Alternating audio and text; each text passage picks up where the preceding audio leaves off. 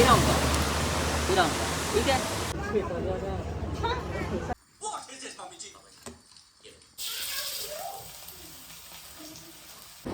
क्या रो क्यों रही हो? वहाँ पे ही है और मामू का बैग भी वहाँ पे ही पड़ा है। मामू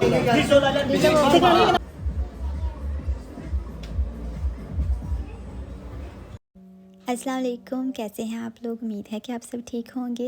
सबसे पहले तो आप मुझे कमेंट्स में ये बता दें कि आपकी ईद कैसी गुजरी।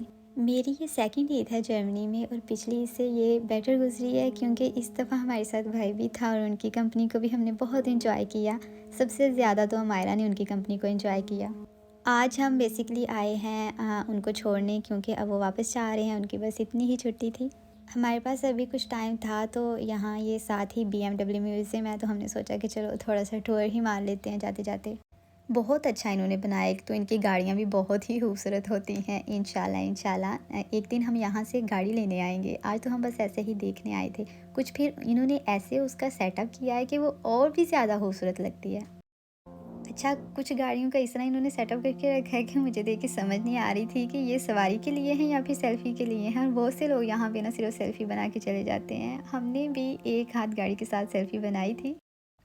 अच्छा, यहाँ पर इनका एक कपड़ों का भी ब्रांड है अंदर, ये BMW का, लेकिन है ये बहुत एक्सपेंसिव। लेकिन शौक़ की कोई कीमत नहीं होती। हम वैसे कोई ब्रांड के कीड़े नहीं हैं। जो चीज़ अच्छी लग जाती है, वो सस्ती है महंगी है कोई भी चीज़ है ले लेते हैं हम। ये सोच के नहीं लेते कि ये ब्रांड है हम ये पहने। इसके सेकंड फ्लोर पर बहुत प्यारी प्यारी बाइक्स भी हैं। यहाँ पर मैं एक दफ़ा पहले भी आई थी। आज तो बस हम ऐसे ही टाइम स्पेंड करने आए थे कि चलो थोड़ा सा टाइम जो है ना गुजर जाए। इसको एक तो हराम नहीं है, इसकी जान को सुकून नहीं कहीं पर। इसको पता नहीं क्या है, अभी इसको पता चलेगा ना कि मामू जा रहे हैं, फिर इसकी शक्ल देखना। ये लोग देखें, ये सब ना डेमो ले रहे हैं, इनको गाड़ी की इन्फॉर्मेशन दी जा रही है, इस गाड़ी की कंप्लीट इन्फॉर्मेशन। थोड़ी देर यहाँ पर हम घूमे फिरे, फिर भाई को याद आया कि अभी तो मैंने कुछ चीज़ें लेनी है खाने पीने के लिए क्योंकि उनका जो सफ़र है ना काफ़ी ज़्यादा है। 30 से 40 घंटे इन्होंने सफ़र करना है। जब वो यहाँ आए थे तो बाई एयर आए थे, लेकिन अब जब वापस जाएंगे तो बाई रोड जाएंगे और 30 से 40 घंटे। इसलिए खाने पीने की चीज़ें भी उनको वैसे ही रखनी पड़ेंगी। लेकिन मेरी तरह इन्होंने ज़रूरत से ज़्यादा ही ले ली थी। जब मैं पाकिस्तान से आई थी ना तो मैंने भी बहुत ज़्यादा चीज़ें इकट्ठी की थी कि मायरा को रास्ते में ना भूख ना लग जाए। लेकिन यहाँ जर्मन आने तक भी हम खाते रहे थे, मतलब यहाँ आके भी हमने खाई, ख़त्म ही नहीं हुई। कुछ चीज़ें जो मैं दे सकती थी रास्ते में ख़राब ना हो, मैंने इनको घर से बना के दी। लेकिन ज़ाहिर है कि जो घर का खाना होता है उसका ख़राब होने का भी डर होता है, तो वो फिर इसी तरह की चीज़ें उठा रहे थे।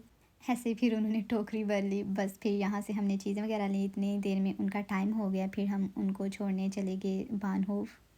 बहुत से लोग थे यहाँ पे। आज मुझे पता चला कि लोग जो है ना बसेस पे भी इतना ज़्यादा सफ़र करते हैं, इतना ट्रैवल करते हैं। ये असल में इसकी बात ये भी होती है कि आप जितना मर्ज़ी है ना वज़न चीज़ें वगैरह अपने साथ लेके जा सकते हैं। अमायरा को अब कंफर्म हो गया कि मामू जा रहे हैं। वो फुल परेशान हो गया, वो रो रही थी कि मामू क्यों जा रहे हैं, क्योंकि यहाँ पर हम दोनों अकेली ही होती थी सारा दिन और वो बहुत इनकी कंपनी बहुत इंजॉय कर रही थी। अभी मुझे पता है कि एक तो दिन मुझे भी घर थोड़ा सा हाली हाली फ़ील होगा क्योंकि घर में मैं होती थी, वो होते थे, कुछ खाने को बना रही हूँ उनके लिए, कोई ना कोई काम कर रही हूँ। तो अब फिर से हम दोनों खेली यहाँ पर। जब हम आते हैं ना, अगर आप कहीं पर भी रह रहे हैं, यूरोप में आउट ऑफ कंट्री रह रहे हैं, तो कोई भी अपना आपके पास आता है ना तो आपको ये चीज़ें बहुत फ़ील होती हैं, बहुत अच्छा लगता है क्योंकि यहाँ पर आप बिल्कुल अकेले होते हैं। माहौल थोड़ा सेंटिमेंट ही हो गया था। फिर हमने सोचा कि थोड़ा सा ना इधर उधर घूमते फिरते हैं, चहलकदमी करते हैं। ये यहाँ पर साथ ही था किनो सिनेमा, इसको बोलते हैं, मतलब यहाँ पर किनो बोलते हैं। अच्छा, आज ना यहाँ पर हुआ कुछ यूँ कि मुझे नहीं पता था कि यहाँ पर ना एक फ्लोर है, वहाँ पर जिसने मूवी देखनी होती है ना बस वो जाते हैं और उसकी टिकट दे के उसको बेचते हैं। लेकिन मुझे तो पता नहीं था, मुझे किसी ने पूछा भी नहीं और मैं उस फ्लोर पे घूमती फिरती रही, वॉशरूम यूज़ किया। हस्बैंड मेरे मुझे ढूंढ रहे हैं और मुझसे पूछ रहे थे कि तुम किधर गई थी। जब मैंने उनको बताया तो कहते तुम वहाँ पर कैसे चली गई हो, वो तो जाने ही नहीं देते है। मुझे भी पता नहीं था और किसी ने चेक भी नहीं किया। इसके बाद हम आए खाना खाने। तुर्किश रेस्टोरेंट था और यहाँ पर आप किसी भी रेस्टोरेंट में चले जाएँ ना, खाना हमारे मतलब का नहीं मिलता। कुछ भी ले लें, हमने बहुत कुछ ट्राई किया और खाने का बिल्कुल भी मज़ा नहीं आता। खैर थोड़ा सा हमने खाया, बाकी ज़ाया किया। और यहाँ से जब बाहर निकले ना तो बिल्कुल सामने ना यहाँ पे एक मुझे शॉप नज़र आई, पाक फैशन। ये पाकिस्तानी स्टाइल के कपड़े लग रहे थे, लेकिन इस टाइम ये बंद थी। अब मैं सोच रही थी कि नेक्स्ट टाइम आऊँगी तो यहाँ पे विज़िट करूँगी कि प्राइस क्या है और किस तरह का जो है ना फैब्रिक कैसा है। तो अब हम निकलेंगे घर के लिए। घर पहुँच के मैंने सोचा कि अब जो है ना अपने स्टाइल में कुछ बना लिया जाए, कुछ अच्छा खा लिया जाए।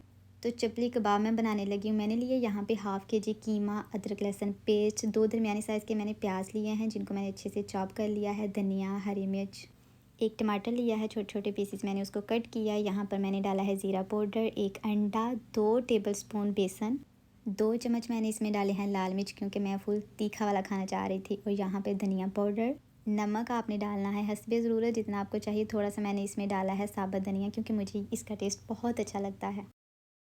सारी चीज़ें ऐड करने के बाद आपने इनको अच्छे से मिक्स कर लेना है। मिक्सिंग बहुत अच्छे से करनी है। अच्छा, मैं ये बना रही थी फ़र्स्ट टाइम और सीरियसली इतने मज़े के बने, इतने अच्छे बने थे, मुझे यकीन नहीं था कि इतने अच्छे बन जाएंगे और ये इतनी आसानी से ये बन जाते हैं। 5 से 7 मिनट मैंने इसको मिक्स किया, थोड़ा सा मैंने इसको गूंदा भी था, फिर आधे घंटे के लिए फ्रिज में रख दिया। उसके बाद फिर मैंने ना कबाब बनाने शुरू किए। कबाब बनाने के लिए मैंने एक लिया था प्लास्टिक पेपर, उसके ऊपर इस तरह फैला के आपने जितना भी पतला करना है उसको फैला के सेंटर में मैंने डाल दिया एक टमाटर का स्लाइस। हर कबाब पे नहीं डाला था मैंने, कुछ बिल्कुल सिंपल बनाए थे। फ्लेम मैंने रखी है यहाँ पे मीडियम से लो, क्योंकि अगर आप ज़्यादा तेज़ रखेंगे तो ऊपर से जल जाएंगे, अंदर से पकेंगे नहीं। इसलिए मीडियम से लो फ्लेम पर आपने इसको 5 से 7 मिनट तक पकाते रहना है। जब इसकी एक साइड पक गई, बहुत प्यारा सा ब्राउन कलर आ गया, फिर मैंने उसकी साइड चेंज की और इसी तरह फिर दूसरी साइड भी पका ली। साथ सलाद तैयार करें और चटनी तैयार करें दही और पुदीने की, और इंजॉय करें घर के गर्मा गर्म चपली कबाब। अब मैं मिस कर रही थी कि मेरा भाई इधर होता तो उनको भी मैं खिलाती। असल में वो बहुत कम दिन के लिए आए और मुझे समझ नहीं आ रही थी कि मैं उनको क्या खिलाऊं क्या ना बनाऊं, हालांकि मैं सारा दिन किचन में रही हूँ। खैर कोई बात नहीं, जब नेक्स्ट टाइम आएंगे तो बाकी की चीज़ें फिर से खिला देंगे। ये था हमारा आज का वीडियो। अगर आपको वीडियो ज़रा सा भी अच्छा लगता है तो वीडियो को लाइक करना, एक प्यारा सा कमेंट करना बिल्कुल मत भूलिएगा। चैनल को सब्सक्राइब कर देना। दुआओं में याद रखिएगा, ऐसे ही हमारे साथ कनेक्ट रहिएगा। अल्लाह हाफिज़।